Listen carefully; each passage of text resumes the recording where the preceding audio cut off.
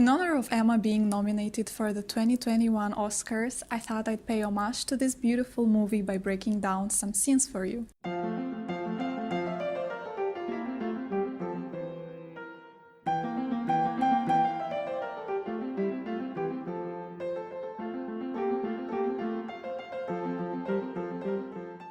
Hi everybody! Today we will be discussing one of the best movies of 2020 in my opinion, the directorial debut of Autumn the Wild and starring my favorite actress Anya Taylor-Joy. I wanted to match with these promotional photos of Emma by wearing a yellow dress, but I realized that I actually don't have anything yellow in my wardrobe, so I hope this beige turtleneck will do. Speaking of the iconic yellow dress, the color was chosen as an homage to the 1995 movie Clueless, that very few people know that it was also loosely based on the Jane Austen novel Emma, and it is actually the director's favorite Emma adaptation. Clueless follows the story of Cher Horowitz, played by Alicia Silverstone, a beautiful, popular and rich high school student who befriends a new student named Ty Frazier, decides to give her a makeover and play matchmaker for her. Does the plot sound familiar? The movie Emma with the Dot, which fun fact might signify that it is a period film, was not the first adaptation of the Jane Austen novel. Another popular movie adaptation of Emma was actually the 1996 movie starring Gwyneth Paltrow in her pre-Goop era, Better Times, and directed by Douglas McGrath. The new 2020 Emma adaptation is the perfect combination of Clueless plus the 1996 Emma movie. You have the historically accurate costumes and you also get the comedy. So for these videos I will divide the movie in a few key scenes and I will go in depth into the artistic process behind it, from costuming, casting, production and set. Also stick around till the end of the video for updates on my posting schedules for my next videos.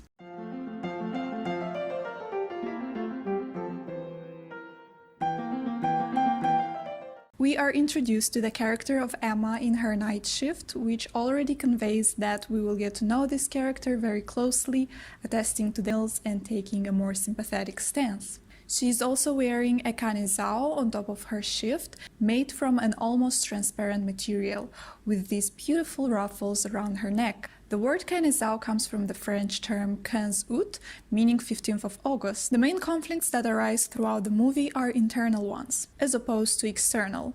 And that was the intention of the story in the Jane Austen as well. A bunch of very rich, comfortable young people living in the countryside are inventing from themselves problems and drama out of sheer spoiled boredom. It is quite difficult to make these characters sympathetic for the viewer, especially when following such a narrative, but Autumn the Wild, the director of the movie, tries to exactly do that. She would say that she wanted to portray a badly behaved, spoiled girl that still somehow manages to capture your heart. And she would do that through a humanizing portrayal of this anti-hero. This is the first movie that Autumn the Wild has ever directed, and the fact that it got universal acclaim is a testament to the director's vision. Autumn has started her career as a photographer by creating the album covers of musicians like the White Stripes, Fiona Apple, Beck, and others. In addition, she also directed music videos for a lot of bands, including Elliott Smith and Def Cab for Cutie. I was actually pleasantly surprised that she also has a Tumblr blog.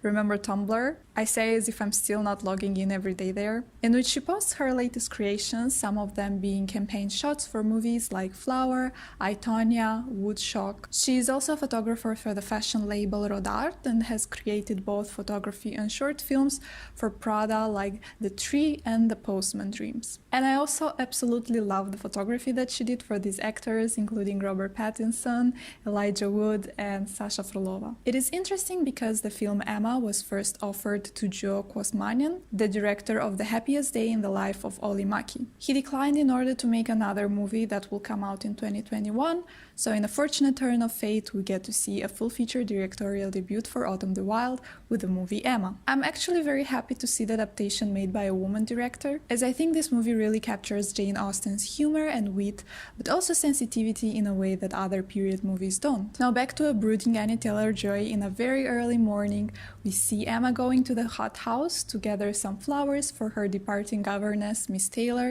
that is said to be married. Emma has been described in the novel as handsome, clever, and rich. The casting of Anya Taylor-Joy, even though might seem natural to the viewers, was not a smooth sail from the start.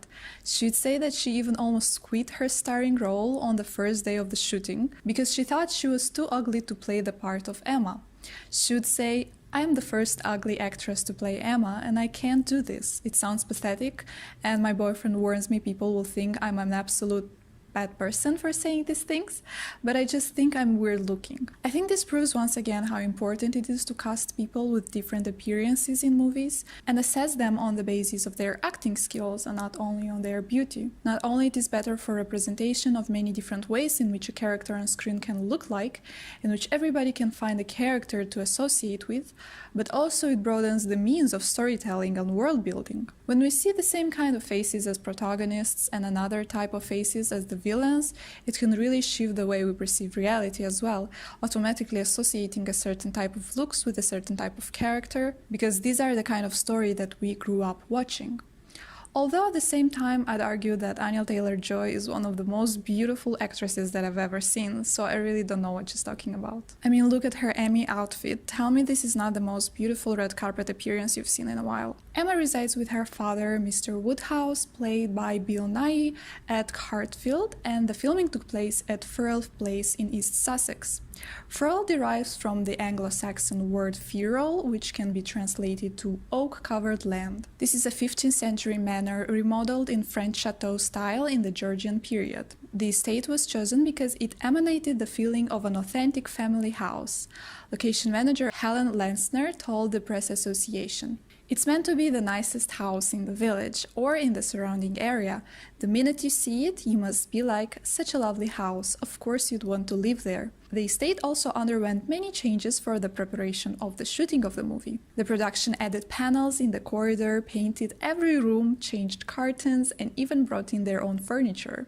"It was like working in a doll's house," commented one set decorator. The rooms were designed with a specific color palette in mind. This all ties in together in a beautiful, full-on visual experience. Later in the day, we can see Emma wearing a pale pink Spencer jacket, the design being lifted directly from an authentic 19th century garment. She's preparing for going to church for the wedding of her governess, and we already get a glimpse of the warm but sometimes bickery relationship she has with her father. Emma feels very comfortable with the life that she has. She promised her father that she will take care of him after her older sister married and went on to create her own family. So Emma is not really in a rush or really thinking of marrying herself. Instead, she becomes very interested to the point of being nosy in everybody else's personal life, and we will see why later. Cosprop London UK was the production house that worked on all the costumes. The company is huge in the world of period movies, having produced costumes for movies like Little Women, Downton Abbey, Sense and Sensibility, Danish Girl, and even this hat for Titanic. The costume designer of the movie, Emma, is Alexandra Byrne, who is nominated for an Academy Award for the Best Costume Design this year for this movie. She previously designed costumes for the movie Aeronauts, The Phantom of the Opera, Murder on the Orient Express, and Elizabeth, the Golden Age, for whom she won an Oscar in 2008. But what is surprising is that Alexandra Byrne also designed costumes for a lot of Marvel movies. People find it peculiar, such a combination of expertise working on both superhero movies and period dramas. For an interview with The Wrap, Alexandra would say, "I can be very bipolar in my choices, but I love it. I get often asked how do I move between period films to superhero films because they're so different. Actually, they are not different. The challenges are different, but the job is still all about telling the story through clothes." For the movie Emma, Alexandra would describe that she was delighted to work on this movie and that it holds a very special place in her heart. She would say that quite a lot of the films this year have been pretty somber, but as Autumn once described it, Emma is like fondant icing in movie form. I think it makes it really stand out. She would also describe how frantic the prep was on Emma because they didn't have a lot of time or a lot of money. It reminded her of her first feature film, which is also a Jane Austen adaptation, Persuasion, in the mid-90s. The movie Emma reminded her to stay in touch with her instincts. What resonated was a feeling I could tell myself. You did all this before when you knew almost nothing, so just trust yourself.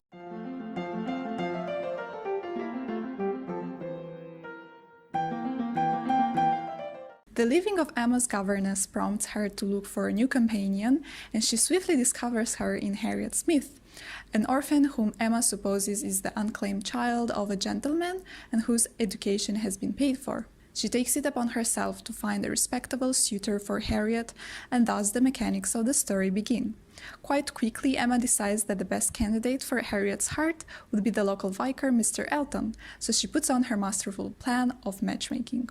Emma meets with Miss Harriet and Mr. Elton in the hopes to drive the vicar's attention to Harriet. Here we see Emma wearing quite an interesting and odd costuming piece, a tall ruff with no chemisette. This was inspired by a few portraits of the 19th century in which it appears that a similar freestanding ruff was worn, at least for posing for portraits. Most of the time, a chemisette would be worn for a more proper and demure look, while adding a tall ruff to accessorize it. However, in this scene, Emma is not wearing any chemisette, basically with her chest exposed. Alexander Byrne, the costume designer, would write that Emma makes sure she's the most beautiful girl in the room, even though she's trying to get Mr. Elton to pay attention to Harriet. This is such a smart character building in which we already see the flaws and the lack of self-awareness that Emma would need to overcome in order to grow. It exemplifies really well how thoughtless of her actions and the consequences she is when she cannot help but compulsively draw attention to herself, when she is actually intending to elevate Harriet. Mr. Elton would later even say, "Who can think of Harriet when Emma is here?" Emma and her friends often meet at Highbury for performing most of their social engagements. The Highbury Market Square was shot in Cotswold, an old city with a history of over 1,000 years and a population of only 236 inhabitants. Sitting on the River Eye, the small settlement has a watermill and plenty of pretty footbridges to delight the camera. The village was polished for the filming of the movie, since all modern technology like street lamps and security cameras needed to be removed to keep the authentic feel. One of the highlights was the creation of the Haberdashers, aka the cute hat shop. This was placed in the village hall, a light building that gave them the opportunity to strike out against the usual dingy interiors of Austen adaptations. Rather than doing drapery shop fittings that were dark, says Queen, we wanted to make them bright and colorful, a little bit like a Georgian version of the shop from the Little House of the Prairie. Moreover, Autumn de Wilde organized a 2-week rehearsal period with the actors to familiarize them with the rules of the 19th century etiquette. The Georgian style was very colorful, and so the production team wanted to capture that in the movie Emma. We tend to usually associate the old times with somber, faded colors just because this is what we see in museums after hundreds of years. But the reality of the 19th century was a very colorful and vibrant aesthetic, which we see both in the decorum and in the costuming of the characters. A similar stylistic approach we would see in the 2005 movie Marie Antoinette by Sofia Coppola, that has the iconic "I want candy" scene that would cement an aesthetic that we see a lot right now in new period movies like Emma and Bridgerton. If you want to see me breaking down scenes from Marie Antoinette, you can check my earlier video on that after finishing this one, of course. In creating the aesthetics of different rooms where we would see the story unfolding, the goal was to make Emma the last fitting piece of the puzzle, with her costuming and styling. And this can be seen in many scenes throughout the movie, thus building a picture in which everything came together harmoniously. Moreover, the director would become so entangled into trying to make the movie as period accurate as possible that she would say that at one point she was questioning if they even have the right period sheep. And she would make sure that the species of sheep they would have in the movie would be the right one, and no local shepherd with modern sheep was allowed in any frame. Another interesting point is that Autumn de Wilde made the movie very comedic, each character playing almost a caricature of themselves, with Mia Goth playing Harriet Smith with a childish physical performance that can be seen in the way she walks or runs or talks. Anya Taylor-Joy amping up how obnoxious and ignorant Emma is, through her very many hilarious facial expressions and snarky remarks, and Bill Nighy that puts such a great performance in the few scenes that we get of him, really strengthening the comedic lenses through which we see the characters. And I think this way of portrayal of the story starts to work as a social satire, in which the viewer understands how utterly ridiculous all these conversations and tensions are. This makes the movie a very unique adaptation with its standalone style, but at the same time remaining faithful to the main concepts and ideas of the Jane Austen novel.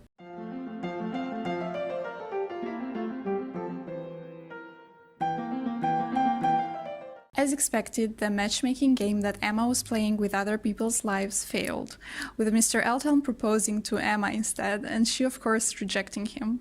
At the same time, Emma has nudged Harriet to reject Robert Martin's proposal, since she was still trying to persuade the vicar to marry Harriet. With the arrival of Frank Churchill, that definitely got Emma's attention, and of John Fairfax, whom Emma cannot withstand, things in the English countryside are starting to become more interesting. At this period in time, we see the characters more and more appearing at different balls or dinner parties in which tensions, misunderstandings, and intrigue arise. And where there is a ball, there is music. Music was an integral part in creating the story of the movie and to build the atmosphere of all these rendezvous. Autumn de Wilde would say that having been influenced so much by her experience creating music videos and photography for many musicians, while also sometimes touring with them, definitely left a mark in which she would utilize music as a storytelling instrument. She would ask the composer Isabel Waller-Bridge, who is by the way Phoebe Waller-Bridge's sister, to create a sort of misbehaved orchestra music to accompany the progression of the story, as if the conductor would be somebody with the personality of Emma. Each character was represented by a specific instrument, like the bassoon for Mr. Elton, at the same time each character having their own theme that would start playing when they would appear on screen and evolve with them as characters would grow emotionally. She would also incorporate a lot of folk music to keep the story down to earth, but also as an homage to Jane Austen, who also had a big collection of folk music. Moreover, all of the music performances in the film are real, played by the actors in character, none of them being staged. This is why the casting process was so meticulous when choosing the actors for the roles, since they would have to put on their best musical abilities on screen. I particularly love this scene in which Amber Anderson absolutely swiped everybody off their feet with a beautiful piano performance, the particular piece that she played being chosen by herself. This really shows how close of a collaboration was between the director and the actors, especially since many of the folk songs that we hear throughout the movie and also at the end screen are played by Johnny Flynn, who is playing Mr. Knightley, who is also a very talented musician himself. Emma and Mr. Churchill decided to organize a ball in Highbury, and this would actually be a turning point in the story progression. The ball, which was initially a way to get Mr. Churchill's attention, turns quite swiftly into, oh my god, I think I'm actually in love with my best friend, Mr. Knightley, kind of ball. Especially since Emma gets to see the more sensitive side of Mr. Knightley, as he invites Harriet for a dance after she gets embarrassingly rejected by Mr. Elton. In all the ball scenes, the dancing was instrumental in building and evolving the relationships between the characters. The director said that they shot this scene as a spy movie, in which most of the storytelling would happen with looks and touches, and that they had to keep folders with what look was sent to whom and what it would mean later on in the story. Moreover, the dancing moves were also carefully put together and researched vehemently by the actors between other scenes that they were shooting. Anya Taylor-Joy recalls the practicing was especially important and joyful for her since she would actually have dance training earlier in her life. Neither Emma nor Mr. Knightley are wearing gloves during their dance together, while all the other characters dancing are gloved. Director Autumn de Wilde has said that she wanted them to have bare hands and that she cleared it with the film's etiquette expert beforehand. This was allowed because the characters had just eaten dinner where they would have removed their gloves. It definitely added to the sensitivity between Emma and Mr. Knightley during the last dance. The dancing balls were a favorite of the youth back in the 19th century, since that was the only time that they could touch hands or the back of the dress, since in most of the other social gatherings this would not be permitted. This once again shows how the movie Emma is a movie of the young people. The director saying that just because these stories are 200 years old doesn't mean that the people are 200 years old. Instead, we are being portrayed a bunch of 20-year-olds trying to navigate life and relationship, making mistakes and learning from them, and developing into young adults. The ball ends and we see Emma going back to the Hartville estate, and we also see Mr. Knightley running after the carriage because, of course, he started listening to his feelings too. When Emma gets home, we see her undress a pair of shoes that was most probably worn to protect her silver slippers from outside roads, and she sits at the windowsill longingly looking out. When I am getting a house, I will especially get it for big windowsills to be able to do exactly that in real life too. In a few moments we have Mr. Knightley arriving, but also Mr. Churchill and Harriet, who was attacked by some mugglers. In the chaotic moments that would unfold, we see Harriet telling Emma that she has fallen in love. Emma believes she's talking about Mr. Churchill, who saved her from the mugglers, when in fact Harriet was talking about Mr. Knightley. At the same time, we have Mr. Knightley thinking that Emma is in love with Mr. Churchill and being absolutely heartbroken about this, and Mr. Woodhouse appearing from nowhere and asking if Harriet is dead. I mean, it's a mess. In the next scene, we see Mr. Knightley in what I would say one of the most iconic scenes of the movie, laying down on the floor, having returned to his estate Donwell Abbey, and the servant seeing and leaving him alone to deal with his emotions by himself. The scene was shot in the double cube room of the Wilton house, the same room that was featured in Pride and Prejudice, where we see Mr. Darcy's sister playing the piano. The opulent Wilton house is a favorite in many period dramas. It has been called England's most beautiful country house. It also opens its doors and grounds to the public, which makes it very enticing for me to book some tickets to England in the middle of my Zoom meetings. The ornate interiors reflect the 17th century and houses an impressive collection of artworks. The production team would say that the Wilton house was already quite dressed up, so they did not have to do many adjustments. Emma and her friends were invited to Mr. Knightley's Donwell Abbey, where she gets to roam the beautiful rooms of the estate, but since we also know Emma, things are quickly about to get messier.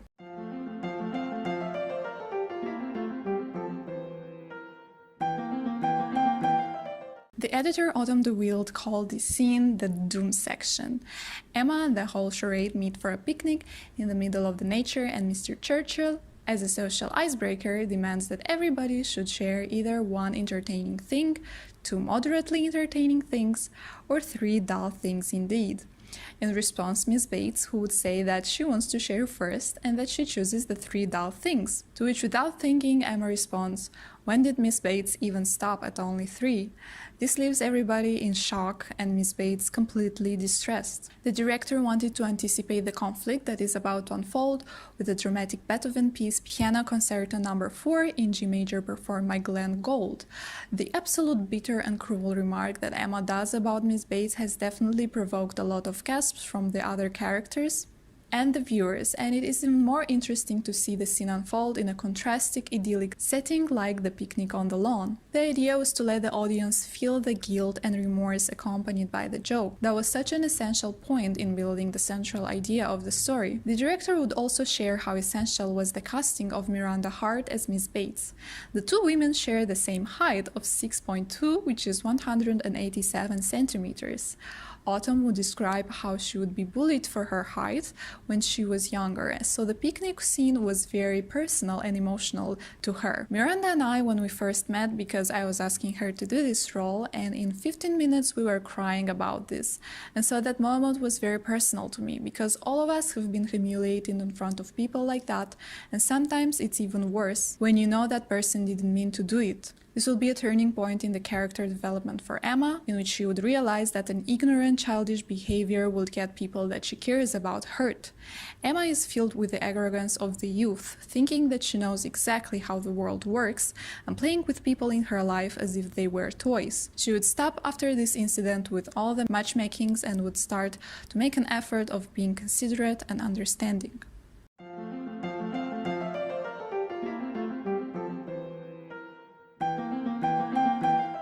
In what has to be one of the best dress setting coordination, Emma meets with Mr. Knightley under this beautiful chestnut tree in a white and green dress adorned with small flowers. "If I loved you less, maybe I could talk about it more," says Mr. Knightley, proposing to Emma, which leads to a somewhat unexpected response. The nosebleed was always part of the pitch, even from the beginning of conceptualizing the movie, as a way to humanize the character of Emma.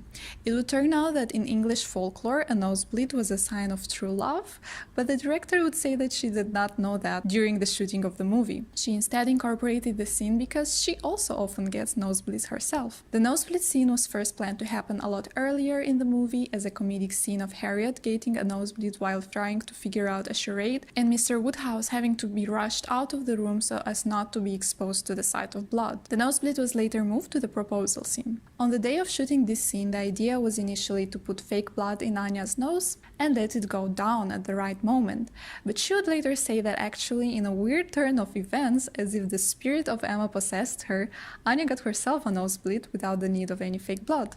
In an interview with Coolidge Corner Theatre, Emma would recall, "We're doing the scene and my nose starts bleeding and it falls exactly where it's supposed to, and Johnny is losing it. He's like, 'What do I do?' So people came and cleaned me up." After which Autumn DeVille would interrupt Anya, saying that she loves this part, and said that Emma shouted at Johnny, "Johnny, ask me to marry you." And so history was made, and we got this beautiful cinematic moment, followed by a beautiful wedding in which we see Mr. Knightley crying, yes, normalized boys crying too, and they lived happily ever after. The end. Thank you very much for watching. If you enjoyed this video, please consider subscribing and leaving a like or a comment. On this channel we will discuss and analyze a lot of beautiful movies, but also I have videos on other interesting cultural and internet phenomena. This movie was inspired by the love that I got from you on all of my previous videos about Marie Antoinette, so I wanted to do another breaking down video, and I hope you enjoyed this one too. This video should be a lot longer than my usual videos by the amount of words that I have in my script, so that is why I took more time to make sure I make my absolute best. There are many more of you since my last video at the moment of recording, the number being around 100 subscribers. Hi, welcome to our little party. I wanted to give a bit more information on my posting scheduling, since I figured you would want to know when to expect videos from me. I was first thinking of doing a video per week, but since I am a full-time student, work has become a lot more lately, and I'm thinking of posting longer videos like this one once every 2 weeks, so that I can have more time to research interesting facts about movies for you and also film and edit not in a rush. Basically what I'm saying is that I will try to post every Sunday, but if during one Sunday I'm not posting any video, you should know for sure I'm working on something big. Let me know in the comments what movies you would like to hear me talk in my future videos. Do you want me to focus only on period dramas, or are you interested in learning about other types of movies as well? I have recently watched Minari and I absolutely loved it, and I am very tempted to do a video on that. Other than that, I hope you're having a wonderful day and see you soon. Bye!